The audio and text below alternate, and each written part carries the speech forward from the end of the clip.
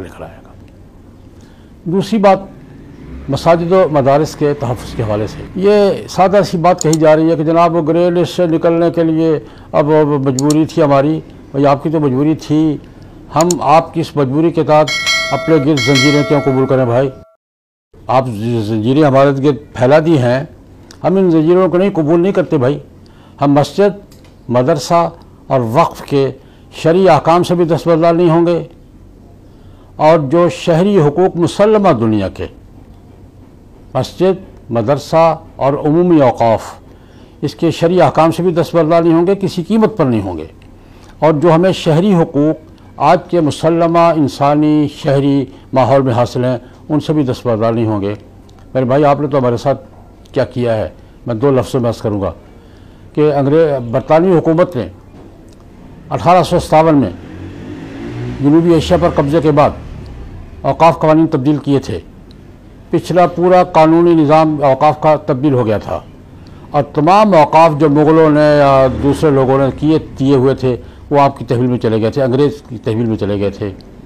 اس وقت میں یہ ذکر کرنا ضروری سمجھتا ہوں، سر سید احمد خان مرحوم، جسٹس امیر علی مرحوم اور ان لوگوں نے جو اس وقت انگریز کے ساتھ تھے، انہوں نے محنت کر کے برطانوی حکومت سے یہ موقف منوایا تھا کہ ہماری مسجد، ہماری عبادت، ہماری دینی تعلیم اور ہمارے خاندانی نظام یہ آپ کی برطانوی حکومت کی قانونی دستبرد سے محفوظ رہے گا، اور یہ تحفظات ہمیں حاصل ہوئے تھے۔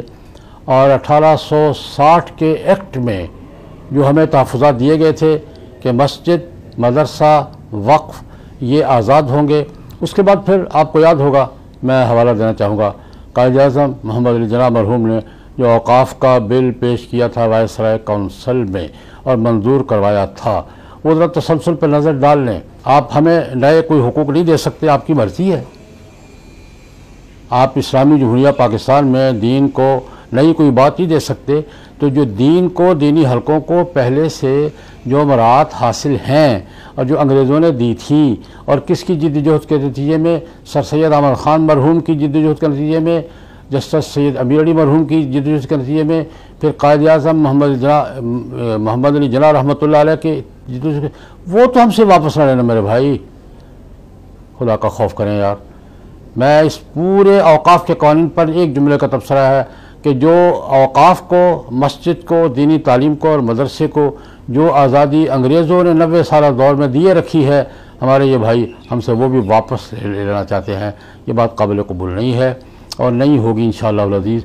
یہ دونوں مسئلے، ناموس رسالت کے تحفظ کا مسئلہ بھی اور مسجد و مدرسہ اور وقف کے شرعی احکام اور شرعی حقوق کا مسئلہ بھی ہمارے دین و ایمان کا مسئلہ ہے، عقیدے کا مسئلہ ہے اور ہماری زندگی موت کا مسئلہ ہے۔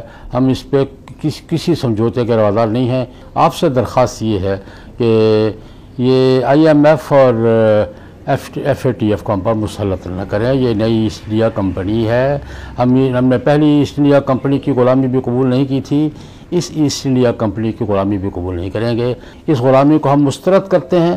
میری یہ پیر دینی حلقوں سے بھی، وکلاء سے بھی، تاجروں سے بھی اور میڈیا سے متعلقہ حضرات سے بھی میری درخواست ہے کہ تھوڑا سا آپ بھی اپنی اداؤں پہ ذرا غور کریں۔ تو یہ سب طبقات کو اپنی ذمہ داری پہچانی، یہ قوم کا مسئلہ ہے، دین کا مسئلہ ہے، ملک کی شناخت کا مسئلہ ہے، ملک کی بنیادی بنیاد کا مسئلہ ہے۔ اس پہ سیریس ہو کر، سنجیدہ ہو کر اپنا کردار کا تعین کریں اور ملک کو بچائیں، قوم کو بچائیں، ملک کو بچائیں، دین کو بچائیں، مذہب کو بچائیں، عقیدے کو بچائیں۔ اللہ پاک ہم سب کو توفیق عطا فرمائیں۔ وآخر دعوانا الحمدللہ رب العالمین۔